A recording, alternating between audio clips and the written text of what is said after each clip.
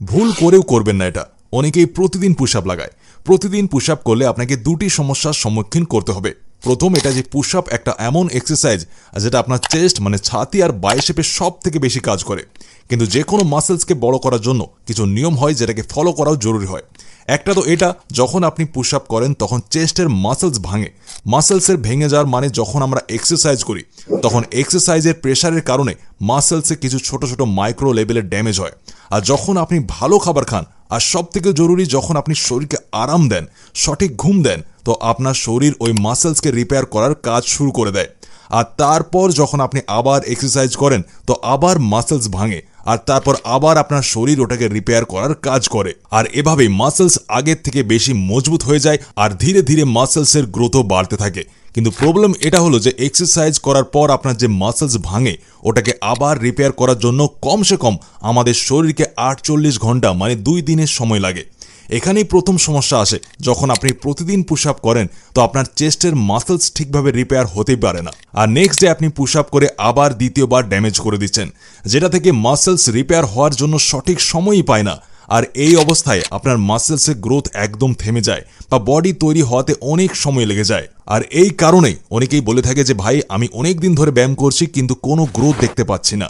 এবার দ্বিতীয় প্রবলেম এটা হতে পারে, দেখুন আমাদের শরীরে 3টি বড় অংশ হয়। একটা আপনার আপার বডি মানে আপনার বডির সামনের অংশ, কোমরের থেকে উপরে বাকি বডি।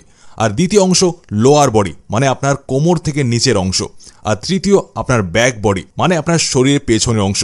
এবার মন দিয়ে দেখুন, যদি আপনি প্রতিদিন পুশ আপ করেন তো বেসিক্যালি আপনি আপনার শরীরের সামনের অংশটিকে ট্রেন করছেন, কিন্তু আপনার লোয়ার বডি আর ব্যাক মাসেলসের জন্য আপনি কি করছেন? ওর জন্য তো আপনি কোনো এক্সারসাইজই করছেন না। এমন অবস্থায় আপনার ব্যাক মাসেলস তো ঠিকভাবে গ্রো হবে না আর আপনার পাও ধীরে ধীরে হয়তো আরও পাতলা হয়ে সরু হয়ে যেতে পারে।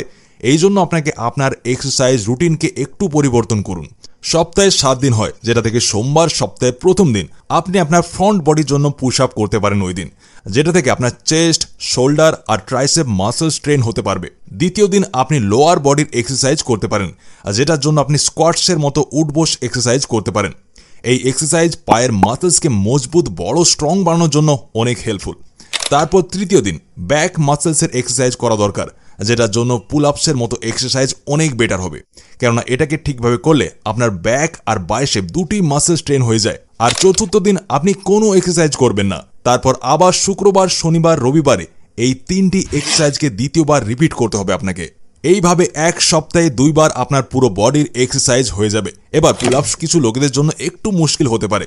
এই জন্য যদি আপনি কোনো কারণে পুল আপ না করতে পারেন তো আপনি একদিন পুশ আপ আর দ্বিতীয় দিন স্কোয়াট, তারপর পুশ আপ, তারপর আবার স্কোয়াট করে এইভাবে বারে বারে এই দুটি এক্সারসাইজকে রিপিট করতে পারেন। তো এই প্রতিদিন পুশ আপ করার নিয়মকে আপনি ভাঙুন আর আমি যে রুটিন বললাম এই রুটিনকে আপনি ফলো করে চলুন। দেখবেন আপনার কিছুদিনে আপনার বডি গ্রোথ অনেক দ্বিগুণ হয়ে যাবে। আজকের ভিডিও ব্যাস এতটাই। যদি ভালো লেগে থাকে তাহলে বন্ধুদের সাথে শেয়ার করতে একদমই ভুলবেন না। ভিডিওটা এতটা দেখবার জন্য আপনাকে অনেক অনেক ধন্যবাদ।